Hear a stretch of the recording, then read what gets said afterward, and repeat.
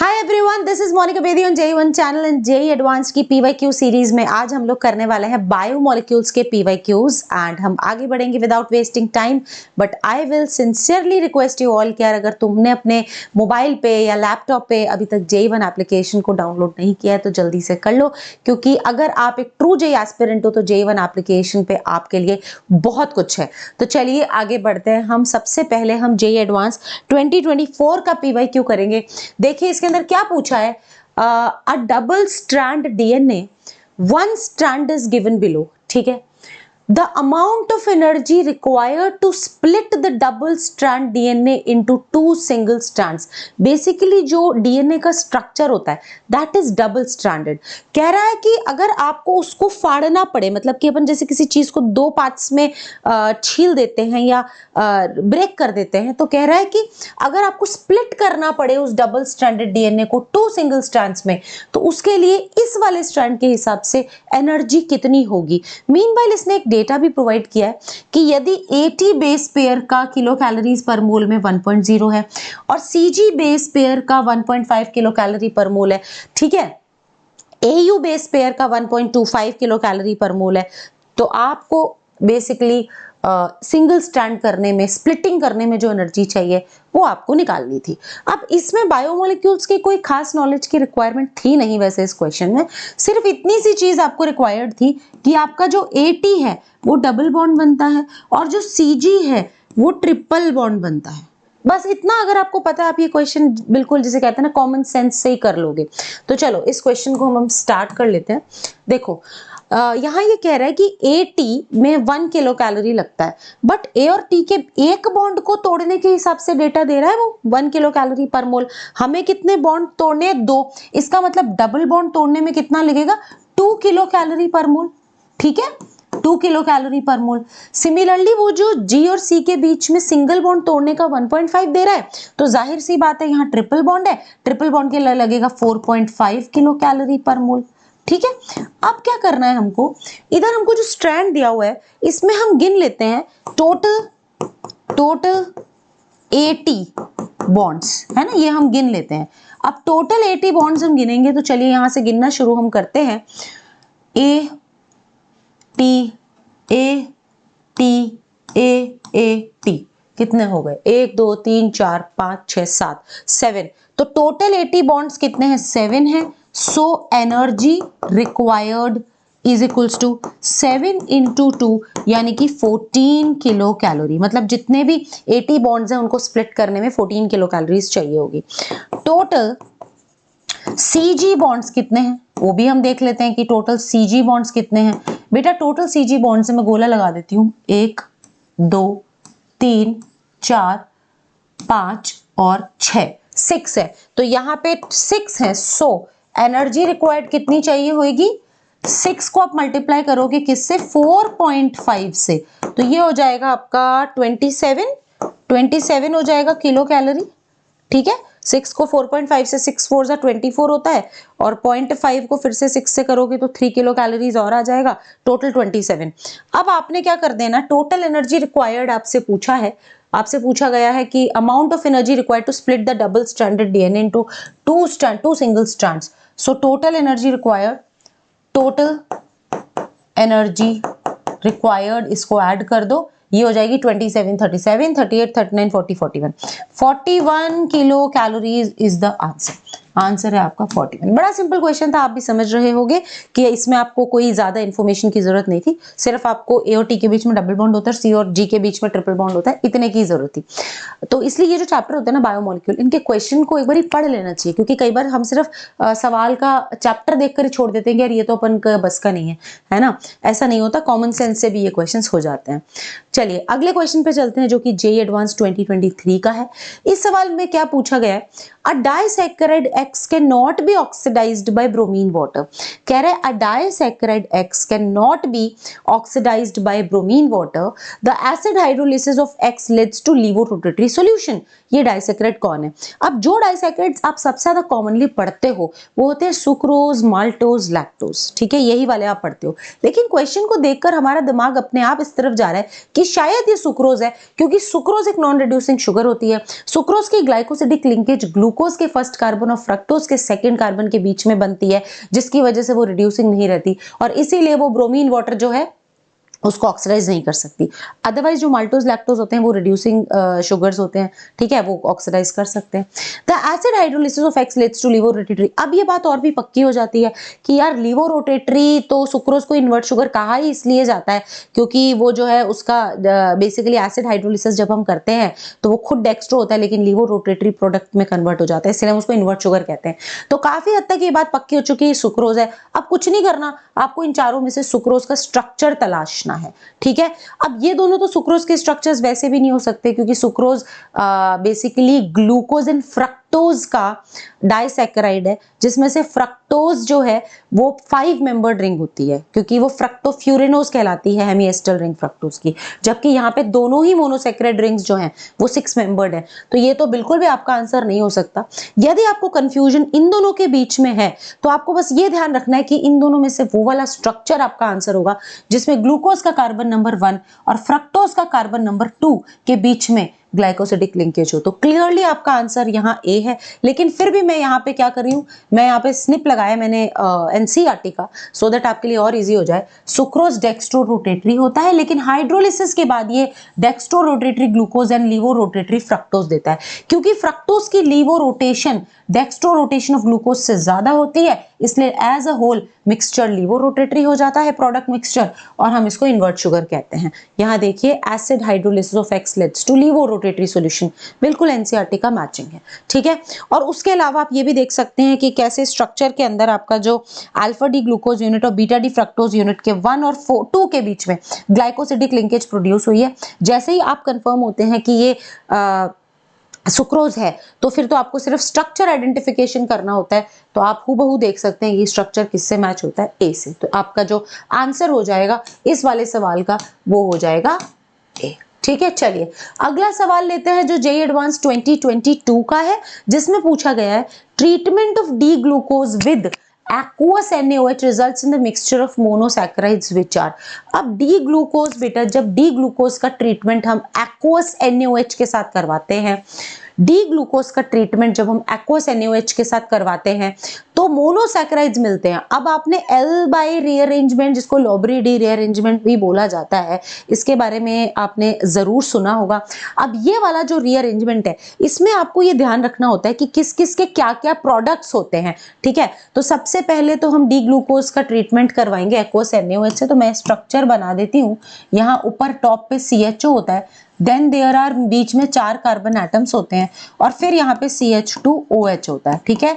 और जो OH की पोजीशन होती है वो यहाँ OH, इधर लेफ्ट में OH, फिर राइट में OH एंड राइट में OH होता है। This is how open chain glucose structure is made, ठीक है। डी ग्लूकोज का स्ट्रक्चर मैंने यहाँ पे बना दिया है। अब जब मैं इसका aqueous NaOH के साथ ट्रीटमेंट करूंगी, aqueous NaOH के साथ ट्रीटमेंट मैंने यहाँ करना है, तो बेसिकली यहाँ होना क्या है, इसको मैं थोड़ा अलग ढंग से बना देती हूँ ताकि मैं आपको ठीक से ये दिखा पाऊँ। C डबल बॉन्ड O, ठीक है, और H। तो यहाँ पे क्या होना है, यहाँ पे आपका जो हाइड्रोजन है वो तो मूव होगा इधर, ठीक है, और ये इधर मूव होगा, जिसकी वजह से जो नया स्ट्रक्चर बन करके निकलेगा वो कैसा निकलेगा, ये देखिएगा C है ना, यहाँ पे सिंगल बॉन्ड हो जाएगा, CH लिख देते हैं इसको, ठीक है। यहाँ सिंगल बॉन्ड हो जाएगा, OH हो जाएगा, ठीक है। इसके बीच में इंस्टेड ना एक बारी के लिए ये लाइन हटा देते हैं, ठीक है, इधर डबल बॉन्ड लगा देते हैं। ये डबल बॉन्ड क्रिएट हो गया ना, ये डबल बॉन्ड इधर शिफ्ट हो गया, तो फिर आ गया ये वाला कार्बन, ये वाला कार्बन, और इस वाले कार्बन पे आपका OH है ही सही, ठीक है, और H कहाँ चला गया है, उधर चला गया। अब इस कार्बन से फर्दर ये जो चेन है वो कंटिन्यू हो रही है और यहाँ पे OH देन H, यहाँ पे फिर उसके बाद में वापस जो है OH आएगा, राइट लेफ्ट राइट, और फिर वापस राइट साइड में आपका OH आता है, राइट लेफ्ट राइट राइट, और लास्ट में आता है CH2OH। अब ये क्या बन गया, ये आपका इनॉल इंटरमीडिएट बन गया। अब ये इंटरमीडिएट जो है वो LBAE रीअरेंजमेंट करता है, ठीक है, रीअरेंजमेंट करता है, और इसके जो प्रोडक्ट्स निकल करके आते हैं वो जनरली याद रहते हैं कौन कौन से। एक तो होता है आपका ग्लूकोज इटसेल्फ, ठीक है, ग्लूकोज खुद भी बनता है कुछ प्रोपोर्शन में, उसके अलावा बनता है आपका मैनोज, ठीक है, और उसके अलावा बनता है आपका फ्रक्टोज। तो ये 3 शुगर्स आपकी बनती हैं, ग्लूकोज, मैनोज एंड फ्रक्टोज। मैं एडिशनल जानकारी भी आपको देना चाहूंगी कि अगर आप फ्रक्टोज का करवाते हो सेम चीज तो भी ग्लूकोज, मैनोज, फ्रक्टोज बनता है। गैलेक्टोज में की रिएक्टिविटी इसमें काफी स्लो रहती है, और सुक्रोज, माल्टोज और लैक्टोज जो कि डाइसैकेराइड्स हैं, वो डायरेक्टली तो एल बाय रीअरेंजमेंट नहीं देते, लोब्रिडी रीअरेंजमेंट जिसको हम कहते हैं, बट हाँ उनके हाइड्रोलिसिस प्रोडक्ट्स ये रीअरेंजमेंट दे देते हैं। तो अगर डायरेक्ट क्वेश्चन आए कि कौन नहीं देता है, तो सुक्रोज, माल्टोज, लैक्टोज जो है वो डायरेक्टली इसको नहीं देते हैं। तो इसका जो करेक्ट आंसर हो जाएगा, कुछ नहीं करना, आपको मैच करना है ग्लूकोज, मैनोज और फ्रक्टोज के साथ स्ट्रक्चर्स मैच करने हैं। तो यहाँ हम देख सकते हैं CHO टॉप पे, CH2H नीचे, right left right right OH group की कॉन्फ़िगरेशन है। तो ये है आपका ग्लूकोज, ठीक है। फिर उसके बाद इधर हम देख सकते हैं ये है फ्रक्टोज, ठीक है, ये फ्रक्टोज है। और इधर आप देखो C2 एपीमर होता है, mannose is the C2 epimer of glucose. तो कार्बन नंबर 2 पे पोजीशन जो चेंज हो गई है, बाकी सारी चीजें सेम टू सेम है। तो ये क्या है, ये मैनोज है। तो these 3 are the products of LBAE rearrangement of glucose. तो C is the answer to this question of JEE advance 2022। आगे हम चलते हैं अगले क्वेश्चन पे, जो कि पूछा गया है JEE एडवांस 2021 में। और यहाँ पे आपको बेसिकली एक शुगर दी गई है विच इज डी ग्लूकोज। इसका रिएक्शन HNO3 से करवाया गया है। HNO3 एक ऑक्सीडाइजिंग एजेंट होता है, और उससे जो प्रोडक्ट आपका यहाँ बनेगा वो ये बनेगा कि आपका CHO भी COOH में कन्वर्ट हो जाएगा, और इधर ये भी COOH में कन्वर्ट हो जाएगा। बाकी इनके ऊपर कोई भी चेंजेस नहीं होंगे, मिडिल जो कार्बन है उन पे कोई भी चेंजेस नहीं होंगे। तो यहाँ आएगा OH, यहाँ आएगा OH, यहाँ आएगा OH, यहाँ आएगा OH, ठीक है। मैंने बीच में कोई भी चेंजेस करके नहीं दिखाए हैं। अब ये जो प्रोडक्ट है ये है आपका P प्रोडक्ट, ठीक है, which is the oxidised product of glucose, D glucose. ये इसकी ऑप्टिकल रोटेशन +52.7 दिखाई गई है। अब सवाल ये पूछा है कि the compound which on reaction with HNO3 will give product having degree of rotation minus this। हम स्टीरियोकेमिस्ट्री में जानते हैं कि जिसकी ऑप्टिकल रोटेशन हूबहू इसके मैग्नीट्यूड में बराबर होगी, बट जो रोटेशन होगी वो उल्टी होगी, जैसे ये +52.7 है बट दिस इज -52.7। तो बिल्कुल शॉर्ट बात है कि वो इसकी मिरर इमेज होगी, या मिरर इमेज इनांशियोमर जिसको हम बोलते हैं। तो एक काम करते हैं, इनका मिरर इमेज इनांशियोमर हम बना लेते हैं, ठीक है। तो यहाँ COOH आएगा, ठीक है, यहाँ COOH आएगा, लेकिन अब यहाँ OH आएगा, इधर पे अपना OH राइट साइड में आ जाएगा, इधर OH यहाँ आ जाएगा, और ये आ जाएगा इधर। बाकी हम हाइड्रोजन्स लगा देते हैं। As you all can see कि यहाँ मैंने क्या किया, इसका मिरर इमेज आइसोमर बनाया है। तो अब मैं इसकी ऑप्टिकल रोटेशन लिख देती हूँ, ये -52.7 degree. This is the optical rotation of this particular thing. अब इसका सवाल ये है कि इन चारों में से वो कौन है जिनकी HNO3 के साथ रिएक्शन करा करके हमें ये प्रोडक्ट मिलेगा, क्योंकि बोल रहा है ना -52.7, तो इसके मिरर इमेज आइसोमर का होगा, तो हमें ये प्रोडक्ट मिलेगा। तो इन चारों में से वो कौन है? तो एक काम हम कर सकते हैं, इसमें सबका HNO3 से रिएक्शन करवा के देख लेते हैं, ठीक है। सबका ही हम HNO3 से हम रिएक्शन करवा के देख लेते हैं, और फिर हम टैली कर लेंगे कि भाई किसका प्रोडक्ट उससे मैच होता है जो स्ट्रक्चर अपन ने बनाया है। तो अपन HNO3 यहाँ सब पे लिख देते हैं, ठीक है। HNO3 हम ये लिख देते हैं, और अब हम इसका सबका प्रोडक्ट बनाते हैं। चलिए शुरू करते हैं। ऑक्सीडाइज प्रोडक्ट बनाना है, तो ये देखिए 1 2 3 4, तो ये CHO की जगह आ गया COOH, और यहाँ OH, इसमें कोई चेंजेस नहीं आएंगे। OH OH H H H OH H OH CH2OH, ठीक है। इसका भी हम प्रोडक्ट बना के देख लेते हैं। 1 2 3 4, यहाँ पे CH2H नहीं COOH आएगा, एक गलती यहाँ हुई है, इधर COOH आएगा, COOH।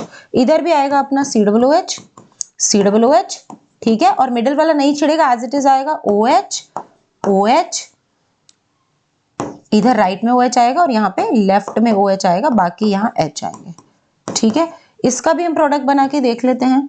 1 2 3 4, ऊपर COOH हो जाएगा ऑक्सीडाइज होके, नीचे भी COOH हो जाएगा ऑक्सीडाइज होके, और ये जो OH है ये एज इट इज रहेंगे, OH OH OH and OH, बाकी रहेंगे अपने H, ठीक है, H। और इसका भी हम बना के देख लेते हैं HNO3 से। यहाँ पे COOH, ठीक है, और ये अपना OH राइट में है और इधर अपने OH लेफ्ट में है और यहाँ पे OH किस में है, राइट में है। बाकी एज इट इज रहेगा, ठीक है। चलिए अब देखते हैं इनमें से वो कौन कौन है जिसकी शक्ल इससे मिलती है हमको, जो ये मिला हुआ है। तो इसके कॉन्फ़िगरेशन देखो, COOH और COOH तो सब में कॉमन है कि ऊपर नीचे सबके अंदर COOH है, तो वो चीज बार बार चेक करने की जरूरत अपने को है नहीं। तो अपने को क्या चेक करना है, लेफ्ट राइट लेफ्ट लेफ्ट, यानी कि हमको कार्बन नंबर 2 3 4 5 को चेक करना है और पोजीशन देखनी है कौन सी वाली, लेफ्ट राइट लेफ्ट लेफ्ट। अब चेक करते हैं, देखो लेफ्ट लेफ्ट राइट राइट, ये तो बिल्कुल भी नहीं हो सकता, तो ये आपका आंसर है नहीं। लेफ्ट लेफ्ट राइट लेफ्ट, अब इसमें एक चीज हो सकती है, एक्चुअली क्या होता है, ये जो आपके ये वाले जो 2D फॉर्मूलाज होते हैं जिसमें आप एक शुगर मॉलिक्यूल को 2 डायमेंशनली रिप्रेजेंट करते हो, उसको आप ऐसे घुमा करके यूं ला सकते हो, ऐसे घुमा करके यूं ला सकते हो, ठीक है। तो ऐसे घुमा कर लाओगे तो इस वाले का क्या बनेगा, वो ऊपर बना दे रही हूं, हम चेक कर लेते हैं एक बारी कि कहीं ये वही चीज तो नहीं बन रही है। देखो COOH, आप देख रहे हैं इसको कैसे घुमाना है, ऐसे 180 डिग्री घुमाना है। तो 180 डिग्री जैसे ही आप घुमाएंगे तो आपका ये यहाँ पे H है, ये वाला OH ये बिल्कुल यूं टर्न हो जाएगा 180 डिग्री की रोटेशन पे। तो ये OH आएगा आपका इधर राइट में, ठीक है, ये वाला OH आएगा लेफ्ट में, फिर ये वाला OH आएगा राइट में और ये वाला OH आएगा राइट में। क्या ये वही है? बाकी मैं कंप्लीट कर देती हूँ, H 2D वाले स्ट्रक्चर्स को इट इज अलाउड कि आप उसको 180 डिग्री घुमा लो, वो एक ही चीज होती है। तो ये आया आपका राइट लेफ्ट राइट राइट। इसमें क्या था, लेफ्ट राइट लेफ्ट लेफ्ट, नहीं ये नहीं है, ठीक है। सो ये आप समझ गए होंगे कि ये नहीं है। अब सिमिलरली इसको देखते हैं, ये चलो इसको भी क्रॉस कर देते हैं ताकि कंफ्यूजन नहीं हो। अब यहाँ देखो क्या था हमारा, left right left left left right, ये तो है ही ना, देखिए लेफ्ट राइट लेफ्ट लेफ्ट, इसको तो घुमा करके देखने की जरूरत ही नहीं है, ठीक है। इधर इसको जरूर हम घुमा के देख सकते हैं, इसको घुमा के देखेंगे तो क्या होगा, इधर बनाते हैं हम वो स्ट्रक्चर, इसको घुमा के देखेंगे हम। इसको घुमा के देखने की जरूरत इसलिए है क्योंकि दोनों तरीके से चेक करना पड़ेगा, ठीक है। मैंने इसको नहीं टर्न किया क्योंकि मुझे दिख रहा था कि 2 कार्बन लेफ्ट में 2 कार्बन राइट में आ रहे हैं, 2 OH लेफ्ट में 2 OH राइट में आ रहे हैं। मैं घुमाऊंगी तो भी 2 का रेशियो रहेगा और हमारे प्रेडिक्टेड जो प्रोडक्ट है उसमें लेफ्ट राइट ऐसे 2 का चीज नहीं है, तो इसलिए मैंने उसको नहीं घुमाया। इस पे ये वाला जो है, इस पे मेरे को शक हुआ, मैंने घुमाया बट वो हमारे प्रोडक्ट से मैच ही नहीं किया। इसको मैंने इसलिए नहीं घुमाया क्योंकि ये तो सपट दिख ही रहा है, साफ साफ दिख रहा है कि यही हमारा वो प्रोडक्ट है जो हमने भी थोड़ी देर पहले ड्रॉ किया था।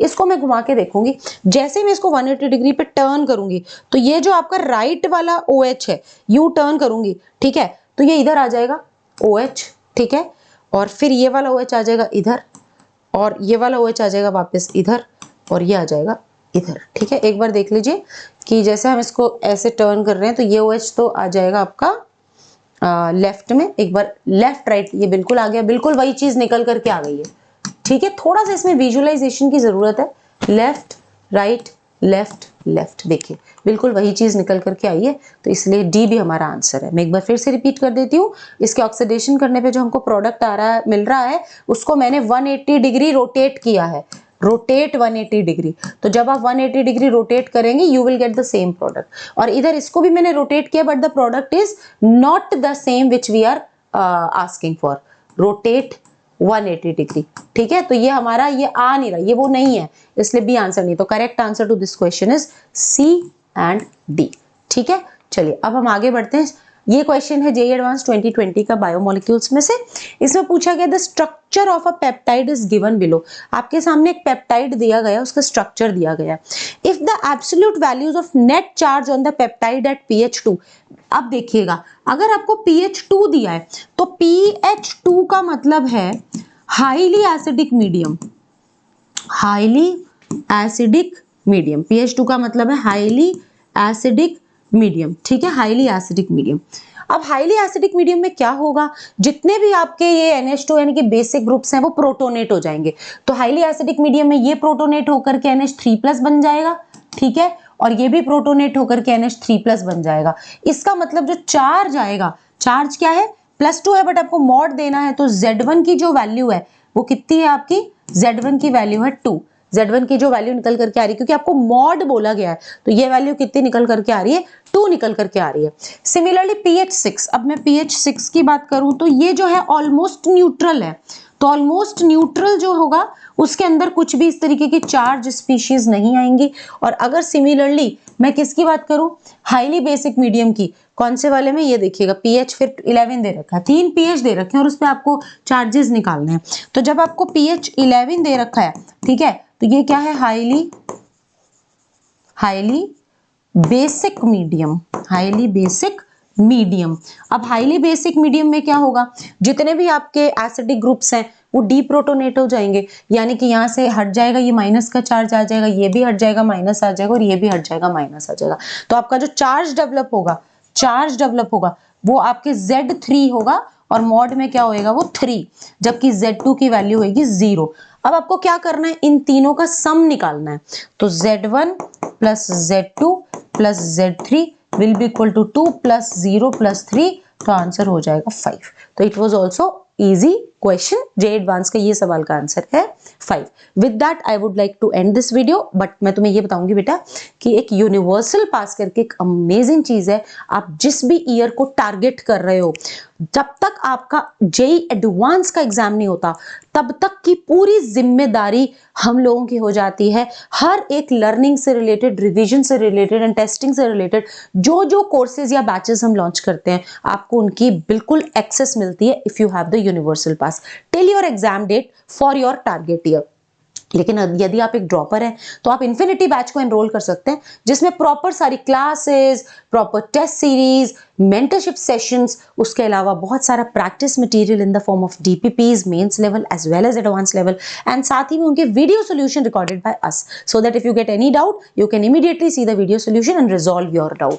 अगर आप एनर्जी या प्रोडिजी यानी कि 11th क्लास में अभी आए हैं एंड या फिर आप 12th में आए हैं, तो आप एनर्जी प्रोडिजी बैचेस को एनरोल कर सकते हैं विद द सेम फीचर्स, जिसमें आपको वही live classes, mentorship sessions, proper practice material with the video solutions and tests, all main and advance level, ये सब चीज आपको मिलेगी।